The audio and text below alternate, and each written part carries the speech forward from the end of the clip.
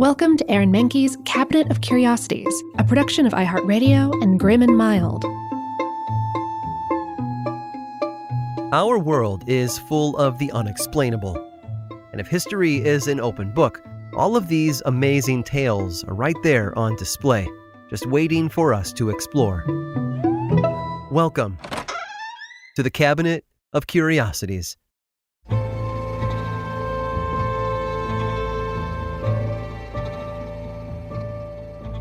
When duty calls, it's hard to keep some people away from the fight. They'll ignore any impediments that might jeopardize their survival, simply out of a desire to defend their home or country. But while a bad leg or limited eyesight might not seem like a hindrance to them, it could put their fellow soldiers in trouble at the worst possible moment.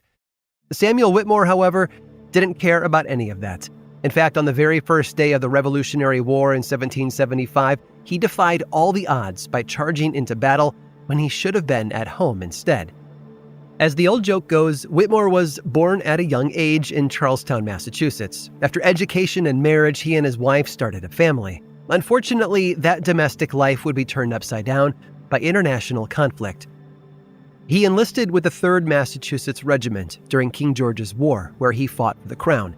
In fact, his involvement with the forces of Colonel Jeremiah Moulton took him all the way up to Nova Scotia, where he helped capture the fortress of Louisbourg from the French. He also managed to capture a beautiful ornate saber belonging to a French officer, which he took home as a souvenir. Some years later, he returned to war, this time against Chief Pontiac of the Ottawa in the Great Lakes region. Fun, unrelated fact, I grew up near the Illinois towns of both Pontiac and Ottawa. It has no bearing on the story, but reading those names compelled me to tell you, and now you know. Chief Pontiac, you see, had taken up arms with other Native Americans against the British. He and his men objected to the deadly policies put forth by General Jeffrey Amherst and attacked a number of English forts in the area, killing dozens of colonists in the process.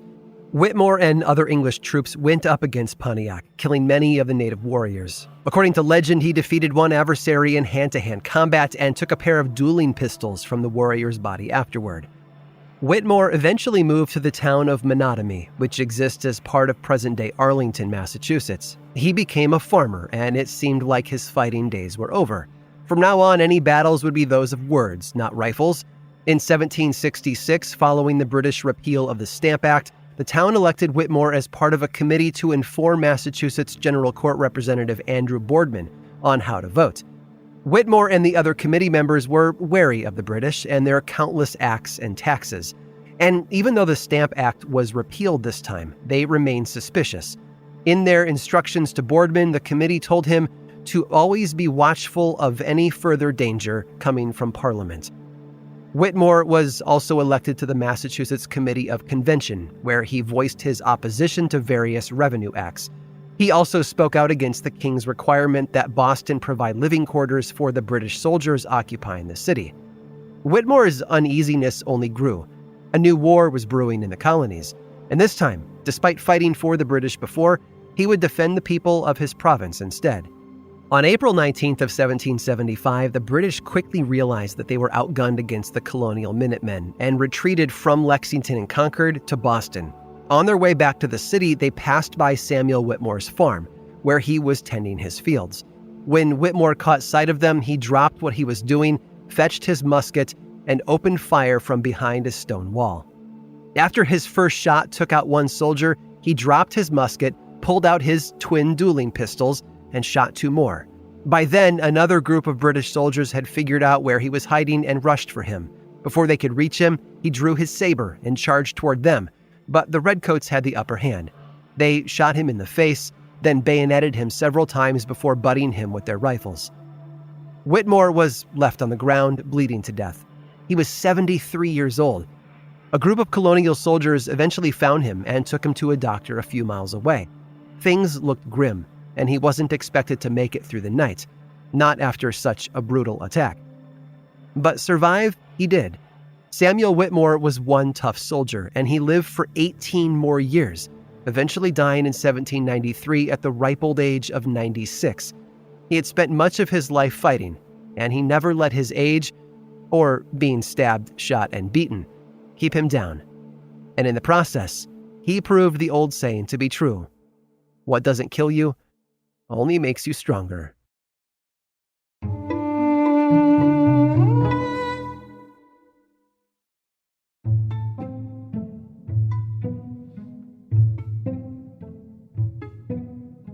The Edo area of Japanese history is something like a bloody soap opera when you really look closely at it. A bunch of regional rulers engaged in territorial disputes, striking alliances to advance their goals, and very little effort toward anything even remotely resembling unification. Not to mention the severe class lines preventing any sort of merit-based advancement and focused entirely on bloodlines and birth. It's not exactly the kind of stage where you'd expect to see a hammer blow against inequality, but that's exactly what we find in the unsuspecting character of Daimyo Oda Nobunaga. Nobunaga was something of a visionary, with all of the side effects that usually come with it. Audacious, daring, perhaps even a bit, unhinged. But he had the bold idea to unify Japan, and he knew he couldn't do it alone. He also knew that in order to accomplish something that had never been done before, he'd probably have to try some things that had never been tried before. Maybe even with some people who had never been given a chance before. And that included giving a peasant like Hideyoshi Toyotomi a chance, and it includes seeing past traditional barriers and recognizing the value in someone like the man who would be known only as Yasuke.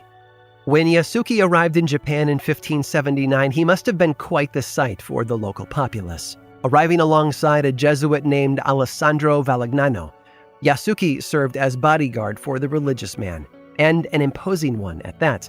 Yasuke boasted a frame that stood over 6 feet tall with, according to onlookers, the strength of 10 men.